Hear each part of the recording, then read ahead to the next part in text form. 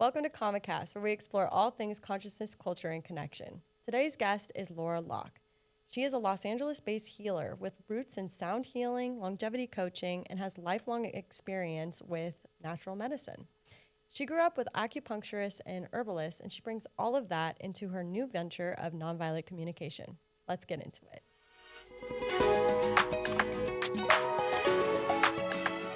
All right, Laura, thank you so much for coming to Kama Kast. Before we get started, can you just introduce yourself and tell people who you are and what you do? Yeah, so thank you so much, Kama Kast and Kaile, to invite me here for this podcast. Yeah. I am actually someone who spent a lot of time in New York City, and I came to LA about 4.5 years ago. Oh. And along the way, I discovered nonviolent communication, which is one of the things we'll be talking about, the main thing we'll be talking about. Yeah.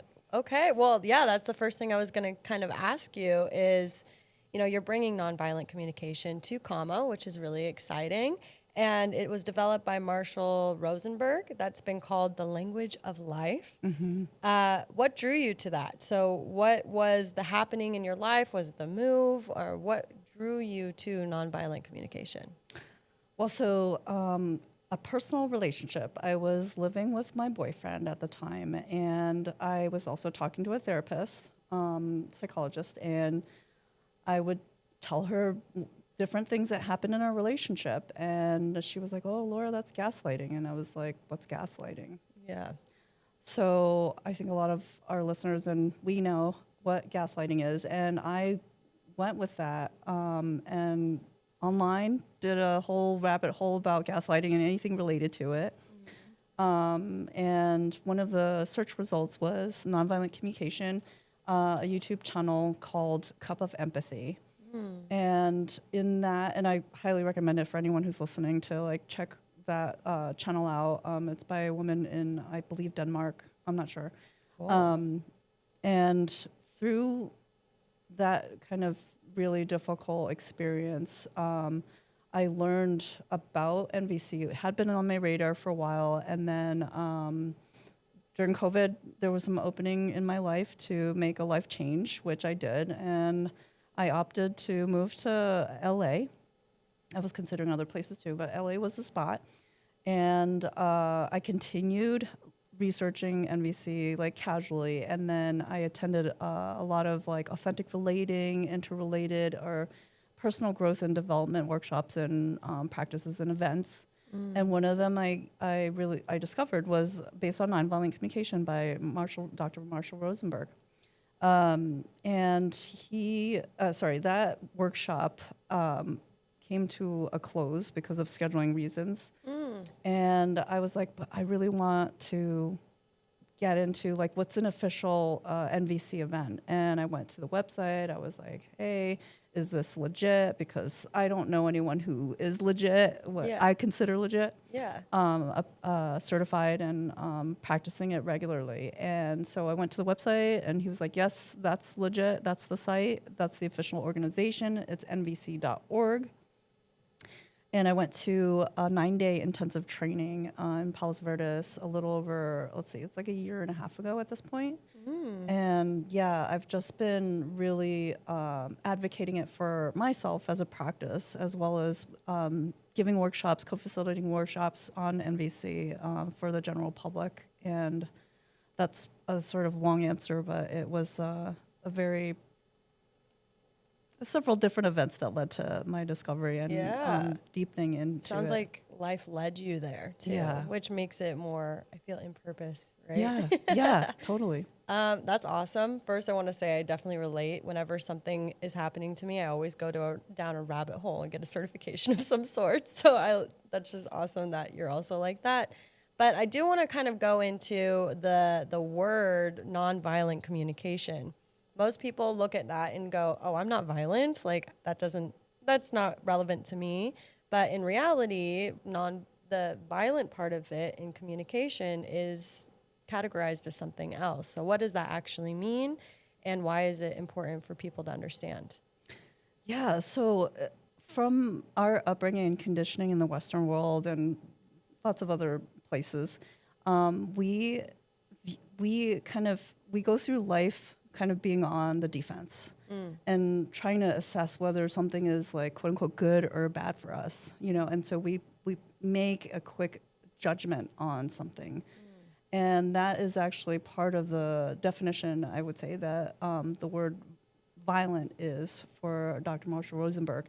And we operate largely on a scale of like good or bad, or, you know, quality of like goodness, like, you know, there's also good or evil, or right or wrong. Right. So what's like an example of like bad or evil, the violent portion of it? Right. So I would say one example, that an obvious one would be like, oh, I'm punching somebody, like that is bad, right? Or someone's punching me, that's bad. But one that is not so obvious and more subtle is something like, oh, you look pretty. Oh, you look really cute today. And that is actually a judgment. What? Yeah. Yeah, Really? believe it or not. So it's like, in nonviolent communication, that would be kind of heard. We would have to listen to the subtext, which is, I thank you for the way that you're presenting yourself because it meets my needs for beauty. Whoa. Yeah, it's a lot more loquacious. Right. And it speaks to something that is specific, and it's not really on a scale of like goodness or badness. Like, Right. yeah, does that? Yeah, that's interesting. So you're saying that if I were to say, oh, you look pretty, that's a judgment on you. And in order to veer away from the judgment, you have to kind of explain where you're coming from as to why you're stating that. Yeah, and this is something like, this is why we say the subtitle, A Language for Life. It's we're using different words, and we're also understanding in a very quick statement, like you look pretty, that's meeting, you know, so-and-so's needs for, let's say, beauty. Or it could be like relatedness, because like I like curly hair, or I have like dark hair, and so like I like that you have dark hair because I have dark hair, and Got so it. I feel related to you, and that we have this in common. Interesting. Can you give like another example that's maybe more identifiable as I would say more destructive in communication? Like I feel like you're pretty. It's a compliment Right. in my viewpoint, Yeah. right? Yeah, it is a compliment, and then that's part of what makes the violent communication more like something that really heightens our awareness. Like, oh my gosh, like I'm actually giving somebody a compliment, and we may want to give them a compliment, which is actually the act of giving, right? And they may or may not be in a position to receive that gift, Right. right? So that's also factors into like what might be considered violent. And so in terms of like the communities that we're, you know, appealing to, consent is Yeah. really important. Yeah. So even in giving a gift of a compliment, it might be helpful to ask for, hey, you know, I'm noticing something coming up for me. I'd like to give you a compliment. I'm not sure that's welcome. Wow. Okay, like checking in and making Yeah. sure. Okay. That's good to know. I mean, I didn't even think about that. I always like try to go out of my way to compliment people, and I didn't even think about how it might not even be well received because of whatever it is that they're going through, possibly. Okay. Okay, so when we talk about when Rosenberg, he said it believes the only we only resort to violence because when it's verbal or physical, when we have a need that's not being met. So how did that understanding help you when you're approaching conflict? Oh, yeah. Conflict for a nonviolent communication is really important, because when a need is not being met, one, oftentimes the individual, let's say myself, I'll be triggered, or like what the word is, triggered or activated or emotionally charged, whatever terms you're familiar with. And like oftentimes the heart rate goes up, and people just start saying things that they don't really mean. It's really an expression of the emotion or the feeling that's happening in the moment. And so it's important to notice that within ourselves, that if there is some kind of heightened emotion and that we're like kind of getting carried away with it, we're going to say something we're going to regret. You know, it's important to pause and recognize that, announce it to the person or the other party and say, look, hey, right now I'm being really, whatever word you want to use, activated, triggered, you know, like I'm feeling some intense feelings right now. I need a few minutes or moments to, you know, gather myself, to check in, and then we can, you know, reconvene at X time. Yeah, X time is important because I know I can be on the avoidant side of things sometimes. And I think having a time to come back is good because I can speak from the avoidant point of view that I won't come back if there's no like actual, you know, time set, or sometimes like some people let it flow away. So it's good to come back after those feelings are done, right? Okay, so that's the thing that helped you kind of understand, is that you feel your own emotion and you pause before saying anything else. So right now we're kind of going through a communication crisis, right? There's a lot of social media, people are isolated, there's a loneliness epidemic. And even there also there's, you know, cancel culture, or saying things like this without actually getting to understand the other person's point of view. It's like, oh, you said this, we're done with you, that's it. With all of that happening culturally right now, what would you say is like the root cause of all of that from a nonviolent communication perspective? And like, is it something that we can fix? Yeah, well, it's interesting because my opinion is that our society has been so conditioned for instant gratification and disposability. You know, if like you don't like something, just get rid of it and find another one, right? With like Amazon and, you know, our other relationships like Tinder or, you know, Hinge. Yeah. So I think there's been a growing like lessening of relational capacity or even know-how of relating to people, because I think oftentimes people also feel very in different ways about conflict and like what's the word, confrontation.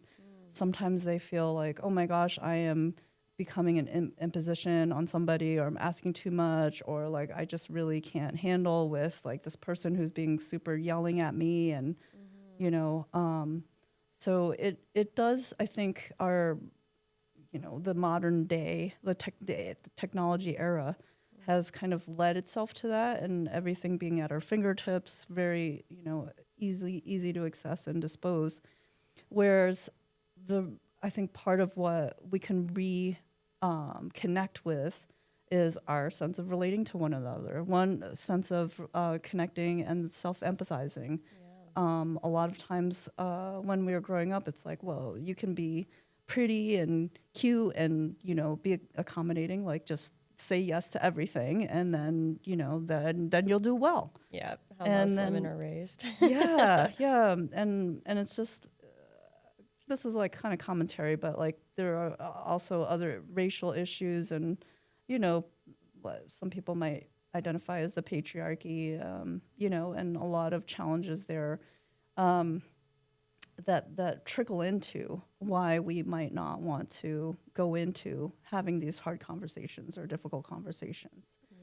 Yeah, and I do think that NVC is a way to acclimate and kind of get familiar with, having those, you know, uneasy moments, feeling the feels, and really like kind of making friends with them in a way.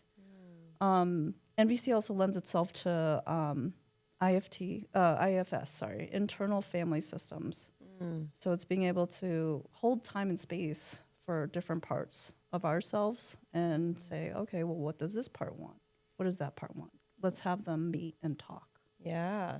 And that kind of goes into my next question, because we do live in a society where like debates, and you kind of you prepare your answer before responding. But NVC teaches about active listening or empathetic listening.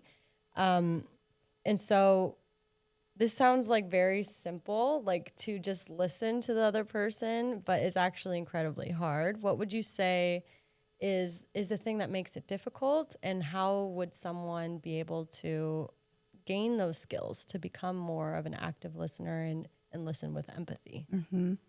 So I think sometimes it can be this desire to perform and like, oh yes, I listened, I did it right, like doing it right or wrong. Yeah. And just the kind of having all that pressure and like expectation being placed on the self, and like, no, wait, I am listening.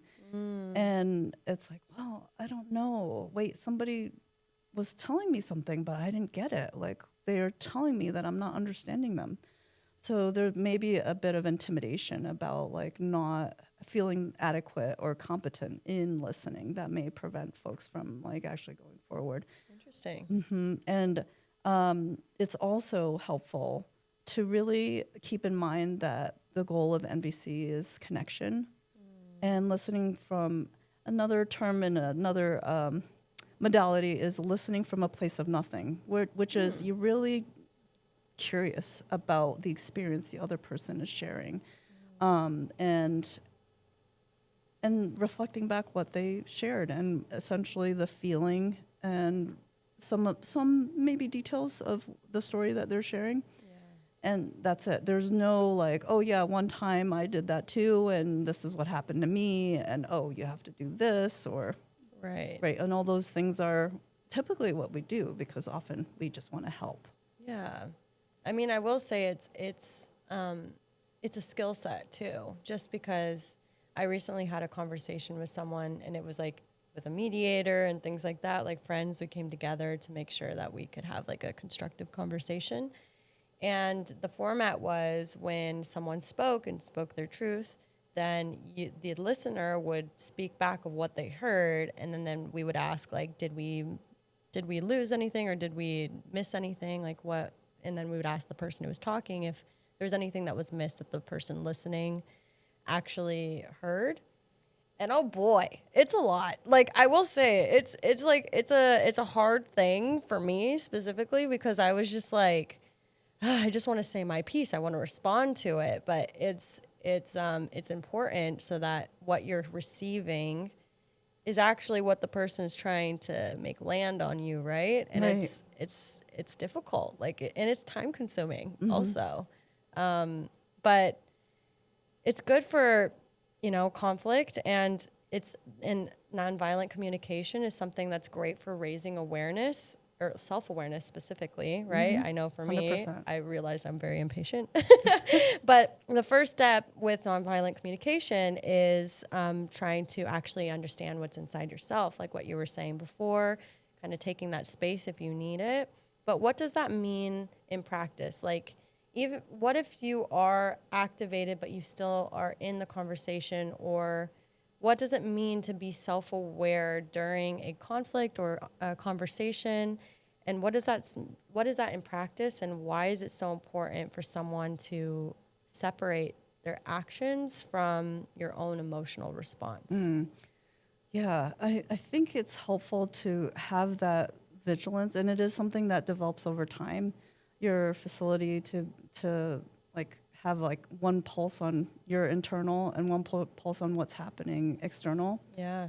And to have like patience and compassion for self in the process of practicing NVC.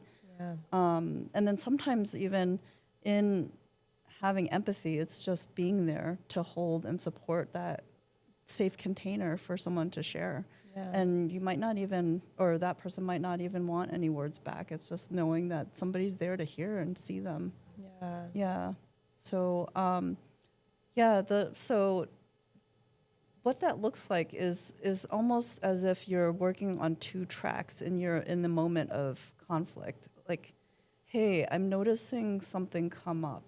And this is a formula that I will share in the workshop, the upcoming workshop, that helps us kind of, and it's not a hard and fast framework or acronym that helps us through. We can pick and choose what seems appropriate for the situation. One of the things that's really helpful is an observation. Like, hey, I'm noticing like my breath is getting really short right now. I'm getting a little panicky.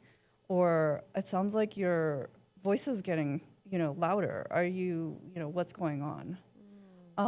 So one of the really important factors is to express what's happening, like noticing something that's very concrete and not like a judgment of like, hey, it sounds like a judgment might be like, you're getting really pissed off. You're acting up and being super, a-holy right now. Right. So That's more of like a statement versus the question that Yeah. you posed. Yeah. Right? So, and then it could be, quickly goes into oftentimes like, hey, do you mind if we like just take a break? I think we could use a breather right now and then reconvene, like maybe tomorrow or something, Yeah. depending on the situation. Yeah. No, that's great. And I think it's important to pose with curiosity, because I think it's very easy to go to that judgment. Like, I'm someone who doesn't yell at all, but when I'm in the presence of someone who yells, I've noticed, I've gotten better at it now of like finding that curiosity, but sometimes that judgment is there, like, wow, you're getting really loud, like you really need to chill, and that's not really helpful, right? It's better to be like, hey, I'm noticing this. Are you okay? What's going on? Because that helps de-escalate some things. Yeah, that's the hope. And then sometimes they'll just continue on. So Yeah. really, it is a practice, and everything is very unique, given the folks involved and what is the topic, what's happening. Yeah. Yeah. And so with nonviolent communication, it talks about how like every criticism, every demand, every act of blame is actually like a tragic expression of an unmet need.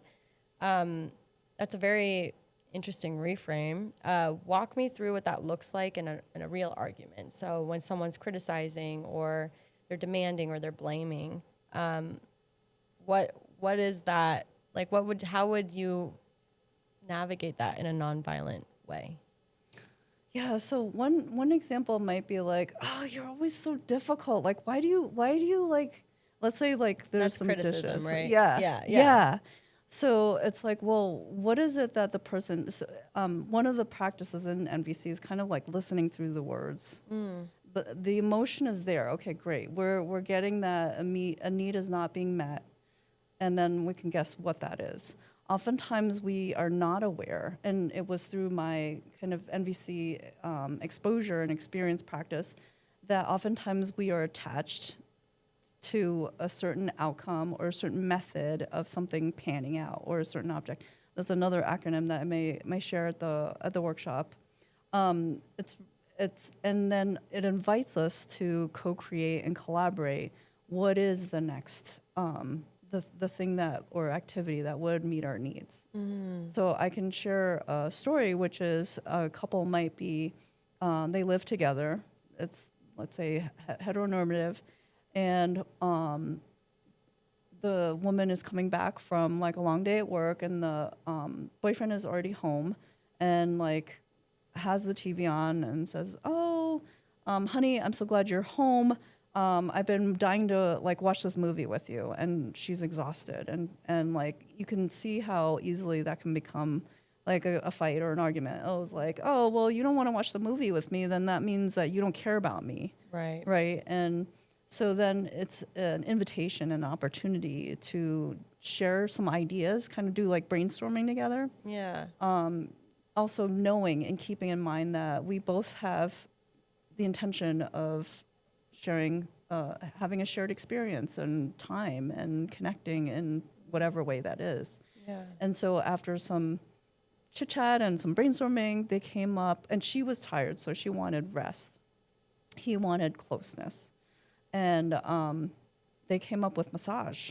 Right. So in that massage, she was able to rest, and he was able to get closest with her, even though Okay. that wasn't a movie that he wanted to watch, and it wasn't like her just like passing out. Right. You know? What would you say if someone's criticizing someone for like not cleaning or something like that? What would you say is the way to get there?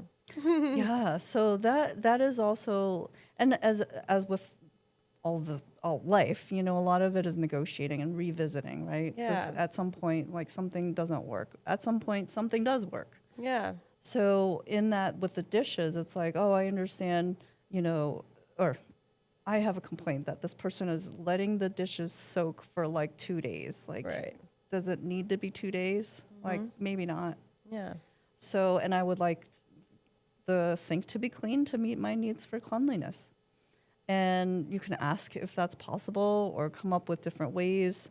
Like, what is it about the 2 days or more? Are you like to doing other things, or it just doesn't occur to you? And then all of a sudden, like, I'm having to deal with it. So it's also, I think, a softening of the person making the request, like possibly like, hey, being open to like, it's going to be either a no, or let's talk about other options, or yes, Yeah. I'm willing to take it on. And this is part of the distinction between a demand and a request. Like, a request is actually going to accept that it might be a no, and it might be recalibration of whatever the activity is. Yeah. And then a yes obviously would be the goal. Right. Yeah. Okay. Just like being aware that with your request, it's not always going to meet your expectation, probably, or like your desired outcome, and being okay with it, and just being more of a collaborative effort. Mm-hmm. Okay. Yeah. And I think this might go a little bit deeper beyond or part and parcel with nonviolent communication, is that we have all been kind of programmed in a way. And this is what I mean with the conditioning, where certain activities and behaviors are indirect, like messages.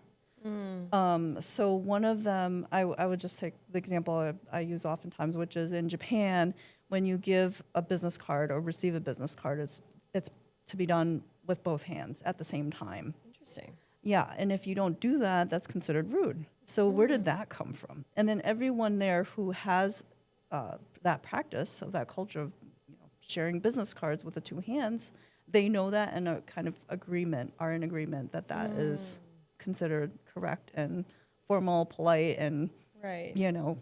And if you don't do it that way, then you're offensive, or you're being, offended. Yeah. And so it's like, well, that for me raises a lot of questions about, well, if someone wears something or does something that really is not affecting my person, my body, why all of a sudden am I getting super offended by it? Yeah.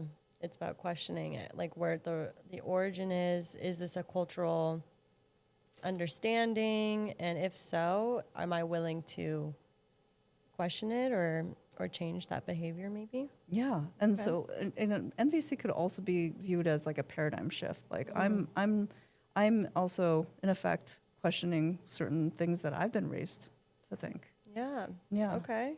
So I want to ask about, there are certain communities and such as like festival spaces, like conscious intimacy events, or like intentional social gatherings, or like where people are just, there's social agreements, like what we had talked about, where consent and boundaries are explicit, or might be a little bit more than your everyday life. But there might be like misunderstandings and feelings that can still get hurt through it all, right? Even if you have these strict rules and regulations or whatever, people can still feel violated in any way.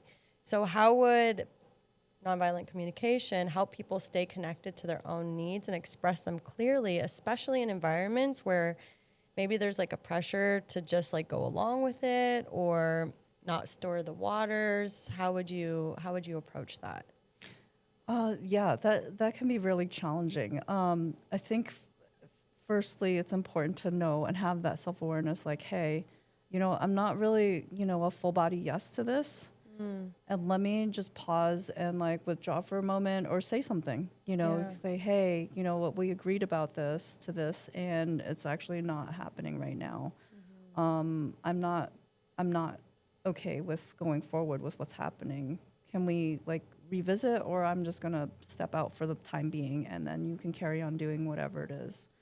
Right. So it is like a skill to, in the moment, really like pause and catch yourself. Because I think once we reach a boundary, I would say, and are not, and kind of in the situation at the same time, not kind of, but definitely in the situation at the same time, sometimes it's very challenging to forget that or kind of sense it, but not really speak up about it. And that Right. is very common. It's not wrong or right. Yeah. Just to know that that does happen often is like already having some compassion and grace for the process of like, oh, well, hey, you know what? One part of that contributed to this conflict was I didn't have the wherewithal.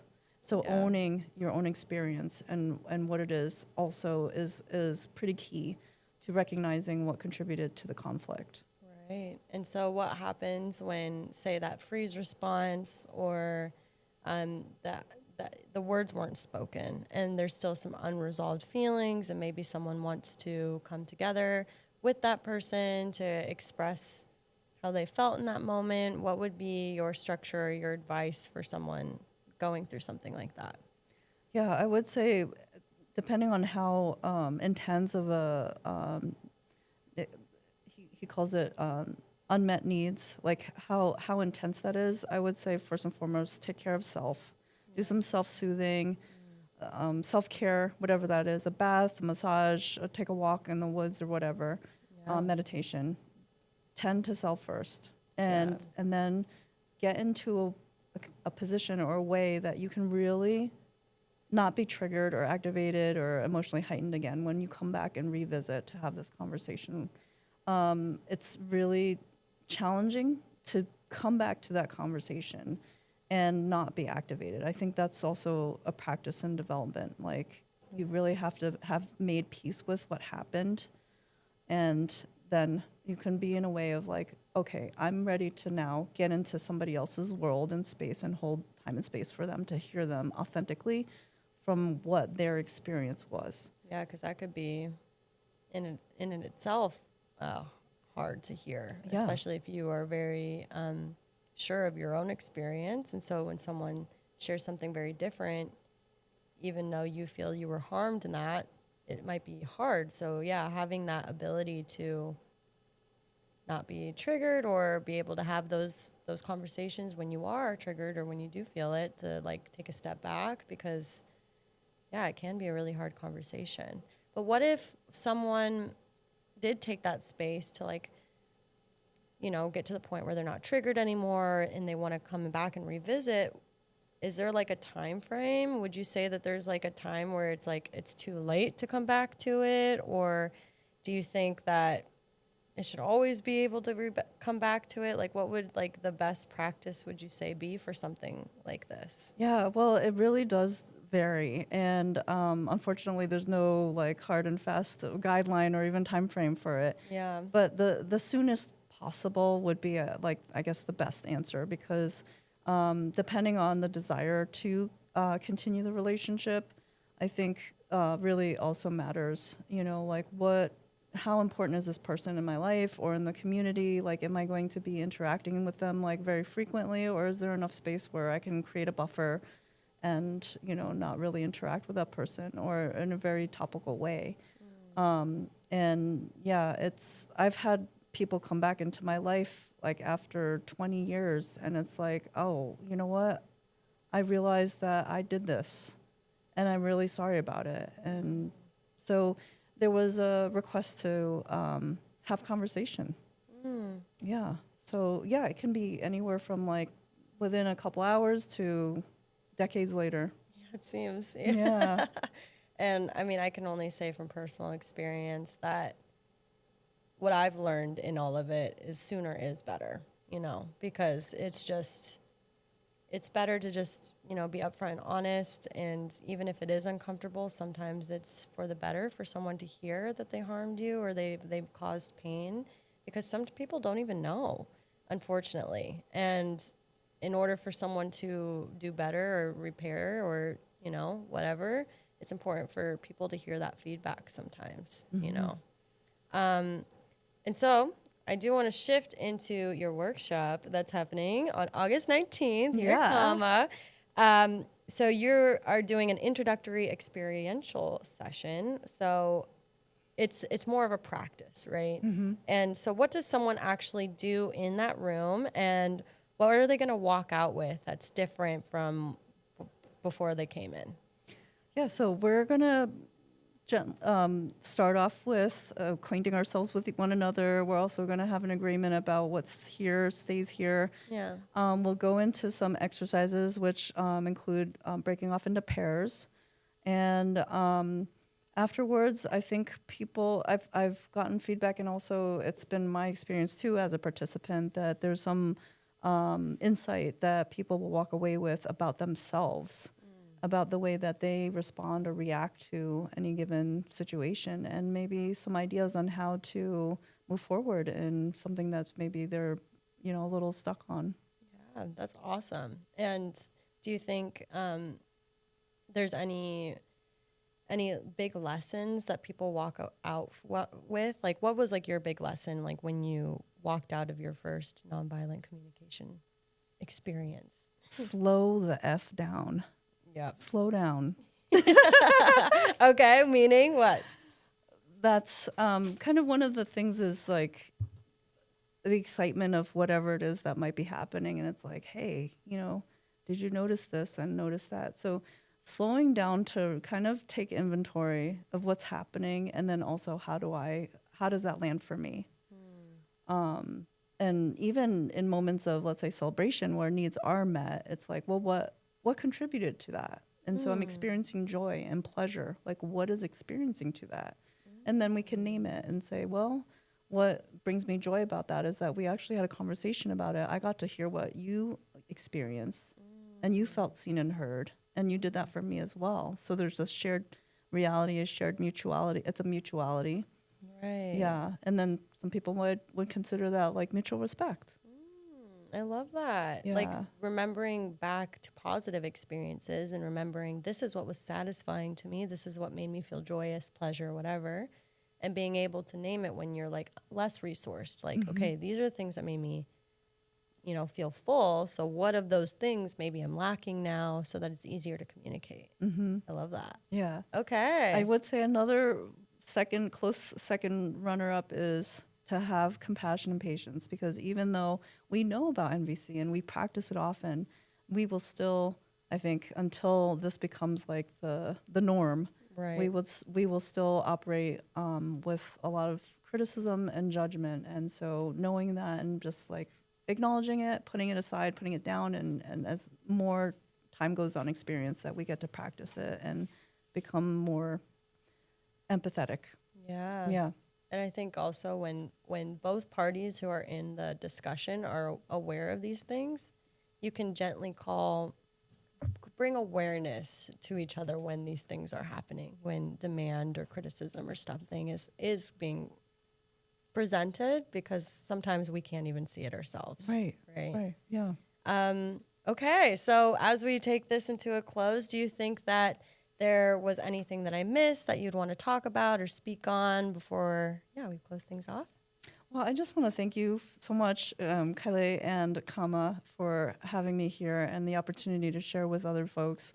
I do also believe that it's a huge skill that we could all benefit from, and myself included, obviously. I'm not going to claim myself an expert. And I appreciate the way that you've conducted this podcast. It meets my needs for respect and excitement and I guess discovery and contribution. Yeah, well, thank you. It met my need of learning more things and having intellectual conversation, which I really enjoy and appreciate it. Awesome. So thank you. Thank you. All right. I guess thank you so much for coming on the show. And I cannot wait until your workshop on August, what was it? 19th. 19th. Yes. On August 19th. So if you are wanting to come, please come. I will definitely be there. I think anybody and everybody, it's a great skill to have. So yeah, thank you so much. See you there.